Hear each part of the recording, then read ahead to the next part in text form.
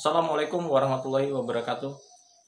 Innal hamdalillah nahmaduhu wa nasta'inuhu wa nastaghfiruhu wa na'udzubillahi min syururi anfusina wa min sayyiati a'malina may yahdihillahu fala mudhillalah wa may yudhlil fala hadiyalah.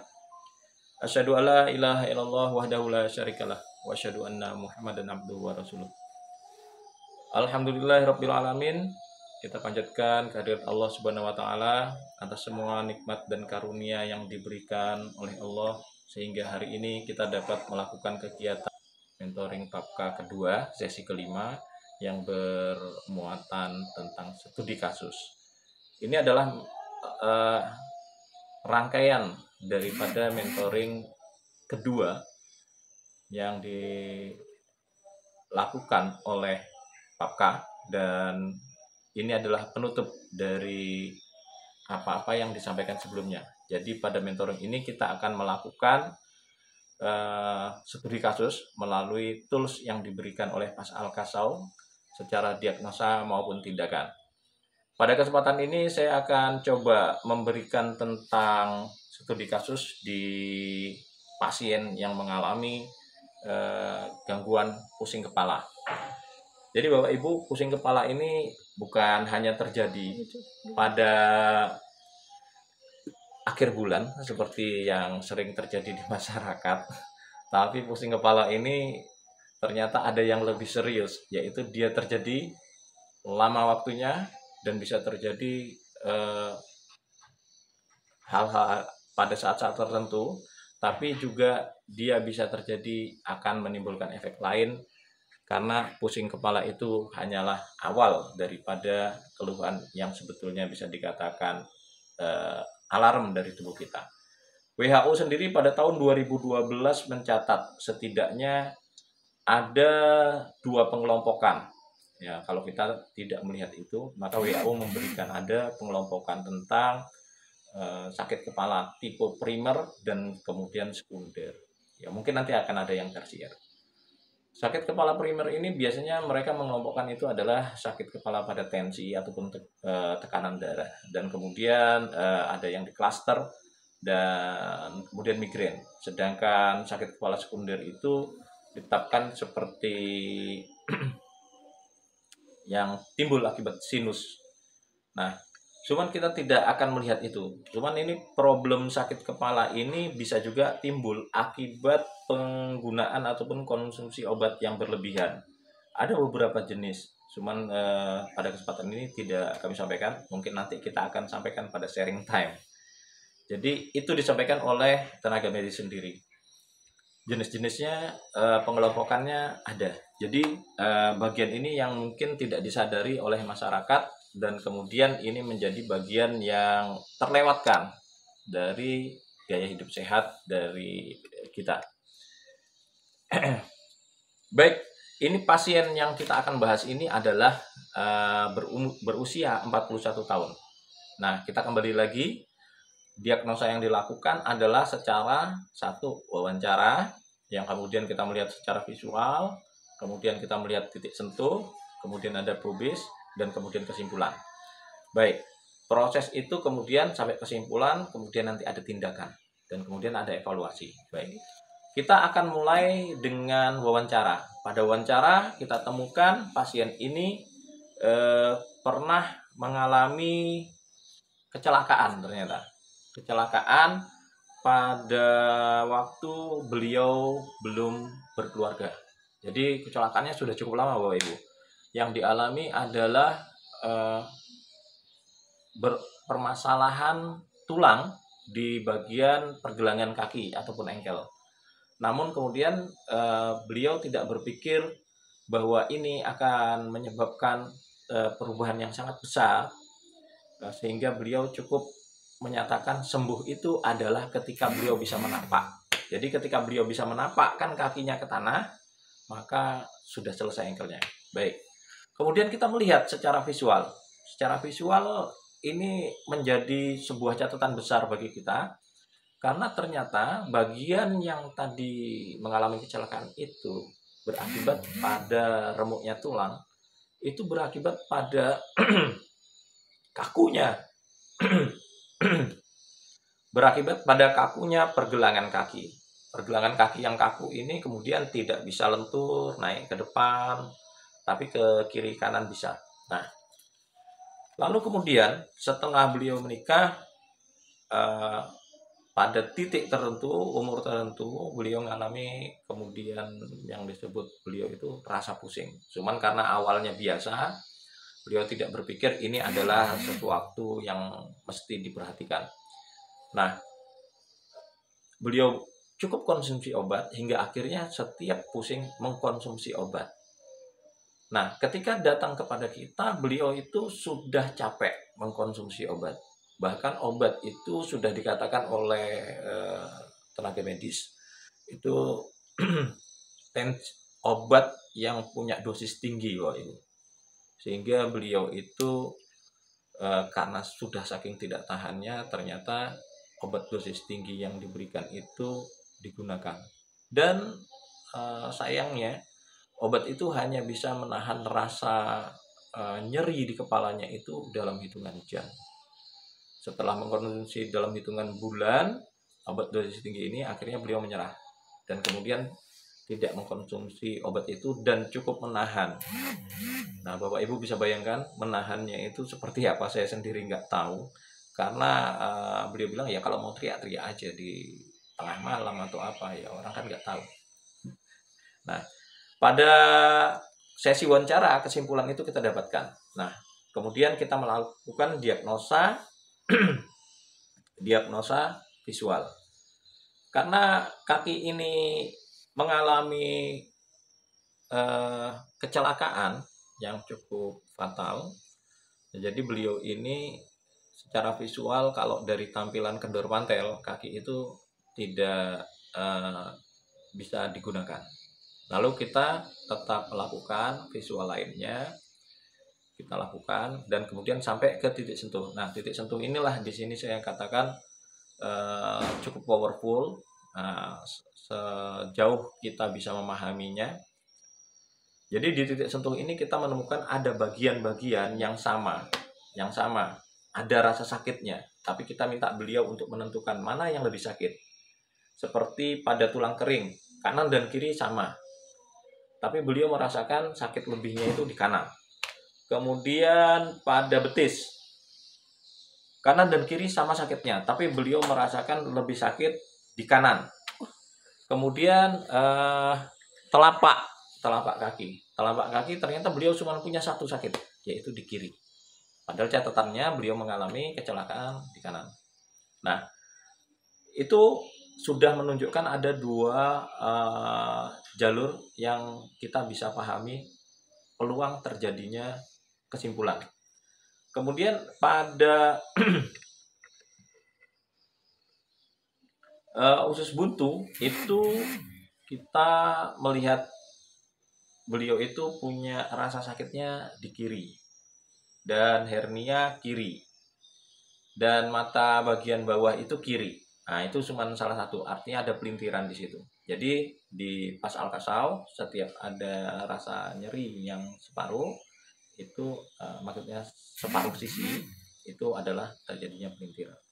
Kemudian mata atas itu kanan dan kiri sama, dan kita bisa melihat apa yang terjadi dengan posisi dari kepala.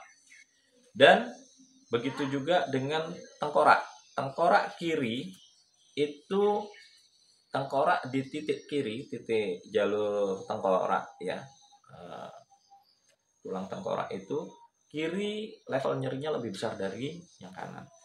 Nah, sementara leher kanan dan kiri sama. Jadi kalau Bapak Ibu melihat proses, maka kalau kita melihat tulang tengkorak berarti kemungkinan yang terjadinya adalah kemiringan dan kemudian terjadinya tarikan. Lalu kita simpulkan dari proses ini ternyata beliau itu punya sisi kendor kanan dan kemudian pantelnya adalah kiri. Baik, setelah kita melihat tadi bahwa di sisi titik-titik sentuh yang berantakan itu akibat kecelakaan, ada beberapa yang kemudian menunjukkan indikasi kendor pantelnya. Seperti untuk pantel itu hanya terdapat di titik telapak kaki, itu ada di bagian kiri. Kemudian tulang betisnya juga kiri. Nah, kemudian ada hernia kiri. Jadi ada titik pantel itu ada 3. Kemudian yang untuk sisi kendor, kita melihat banyaknya titik-titik yang sakit itu ada di sebelah kanan. Nah, jadi kemudian kita melakukan perbaikan. Jadi kalau Bapak Ibu melihat bahwa perbaikan itu kalau kita lihat secara ini, yang pertama adalah bagian senternya. Apa itu? Bagian kendor pantelnya. Ya, karena itu akan menyangkut pada pinggul yang mengapit sakrum. Jadi kita lakukan itu dulu. Dan begitu kita selesai samakan, dan kemudian alhamdulillah titik-titik itu terkonfirmasi hilang level nyerinya. Masya Allah, dengan gerakan yang Bapak Ibu semua tahu. Jadi gerakan pelintiran ini kemudian menghasilkan efek yang luar biasa. Lalu kita melihat lagi pada bagian yang atas itu yang terjadi adalah tarikan ke belakang. Jadi ibu ini itu punya kebiasaan dangak kalau istilah Jawa. Jadi dengan tarikan ini kemudian itu berakibat yang luar biasa. Sudah bagian bawahnya juga ketarik, maka kemudian bagian atasnya juga dangak. Jadi kalau dibentuk itu seperti busur gitu. Nah, kita kemudian lakukan penambahan dosis yang kemudian dilakukan setelah bawah sudah tidak terlalu terasa sakit. Kita perbanyak dengan kemudian dagu nemnya, dan kemudian arah yang lintiran baliknya dibenerin. Alhamdulillah Bapak Ibu, pada titik-titik level nyeri itu hilang. Jadi alhamdulillah itu sudah hilang di titik itu, dan tidak ada penambahan munculnya nyeri di titik-titik lainnya. Artinya bahwa tindakan kita itu sudah benar. Jadi proses kesimpulan kemudian kita lakukan itu adalah tindakan di awal itu kita lakukan dengan soft. Kita kasih satu gerakan, kemudian kita tanyakan apa yang kemudian Bapak Ibu rasakan, dan kemudian titik sentuhnya kita cek juga. Lalu ketika itu semua mengalami penurunan level nyerinya, kita berikan repetisinya ataupun pengulangan. Nah, proses inilah yang kemudian membawa kita untuk memberikan terapi mandiri dan ubah kebiasaan. Nah, pada seminggu kemudian ibu ini kembali ke kita, dan kita periksa lagi kembali seperti awal. Kita periksa awal, titik sentuh dan lain sebagainya. Dan beliau menyampaikan bahwa yang sangat beliau syukuri pada hari ini adalah ketika beliau dapat tidur nyenyak. Karena beliau menyampaikan setelah beliau itu mengalami pusing yang tidak karuan, itu seperti bisul di kepala Bapak Ibu. Saya sendiri nggak ngerti karena saya nggak pernah punya bisul. Jadi seperti ada mau meledak tapi nggak meledak. Jadi beliau itu kalau mau berteriak ya berteriak aja, sudah saking nggak pedulinya karena sakitnya yang luar biasa. Nah, ternyata setelah terapi yang pertama kita berikan itu Masya Allah, biiznillah, Allah kasih kemudahan, beliau hilang rasa sakitnya, dan beliau sangat-sangat kemudian bersemangat ya. Kalau saya sampaikan bersemangat, bercerita, saya belum pernah merasakan bisa tidur seenak ini. Nah, ternyata yang selama ini beliau alami itu ada sampai operasi mata. Yang tadi saya bilang ternyata akibat kejadian masalah kecelakaan, pusingnya nggak hilang, beliau itu melakukan operasi di mata kanannya dan diganti lensa. Tapi kemudian terjadi penurunan penglihatan karena substansi masalah matanya sakit itu bukan di situ. Jadi kalau di pas Al-Kaso melihatnya itu ada aliran darah ataupun oksigen itu tidak sampai ke mata, sehingga kemudian mata itu mengalami penurunan daya lihat. dan kemudian tarikan dari otot-otot mata itu kemudian membuat lensa itu tidak bisa otomatis cembung, kemudian cekung atau adaptasi terhadap lingkungan. Nah, ini kita konfirmasi dari wawancara dengan beliau sendiri. Awalnya beliau sakit kepala, kemudian penglihatan menurun, setelah itu operasi, dimasukkan lensa yang di salah satu matanya adalah kanan, kemudian itu tidak membantu dan bahkan kemudian hilang. Tapi berjalannya terjadinya fungsi penurunan dari penglihatan di mata kanan, itu ibu mengalami juga masalah penurunan penglihatan di mata kiri disertai pusing yang tidak hilang-hilang. Nah, itu yang titiknya benang merahnya tidak ditemukan di proses operasi mata itu. Lalu kemudian datang ke kita itu prosesnya mata itu sudah mulai gelap. Jadi mulai gelap itu, mata kanan udah sama sekali nggak bisa lihat, mata kiri itu gelap. Itu kalau kita senterin itu persis di depan matanya, dia cuman bilang dia lihat ya cuman kayak titik kecil gitu. Padahal udah langsung matanya dibuka. Jadi kita center di ini. Nah, setelah terapi pertama beliau ini menyampaikan bahwa ketika membuka pintu, beliau itu sudah merasakan cahaya yang terang. Cahaya terang itu meskipun dia belum bisa melihat bentuk, tapi beliau bisa merasakan langsung adanya perbedaan antara gelap dan terang ketika buka pintu itu. Nah, ini adalah bagian yang kalau kita cerita tentang yang disebut PAS adalah biomekanik KKMK, maka di sini terjadi pada itu. PAS adalah kendor, kencang, melintir. Sehingga kemudian dia berkombinasi. Pada titik mana? Ya pada titik di seluruh tubuh dia. Jadi dalam satu tubuh itu bisa terjadi satu sisi kendor, satu sisi bagian lainnya kencang, dan kemudian bisa juga secara kombinasi. Nah, inilah yang kemudian menjadi bagian yang kalau saya bilang pembuktian teori dari Pas Al-Kasau adanya KKMK di tubuh itu terjadi. Karena apa? Karena ternyata setelah terapi pertama kita ngasihkan terapi mandiri itu ya PR-nya ya yang umum-umum saja. Dan kemudian untuk ubah kebiasaan karena ibu ini tidak bisa melihat, kita lakukan ya sebisa yang beliau lakukan. Dan beliau tetap semangat Bapak Ibu ketika melakukan gerakan sholat, dan kemudian itu adalah perbaikan, dan beliau merasakan bahwa itu terjadi perubahan. Jadi apa yang disebutkan bahwa sholat itu adalah bagian tersempurna ketika kita melakukan perbaikan sisi tulang belakang dan secara keseluruhan pada tubuh, itu terbukti Bapak Ibu. Jadi pada kami, pasien-pasien itu kami berikan tugas mandiri, salah satunya adalah perbaikan gerakan sholat, dan kemudian perbaikan kebiasaan, dan kemudian arah pelintiran.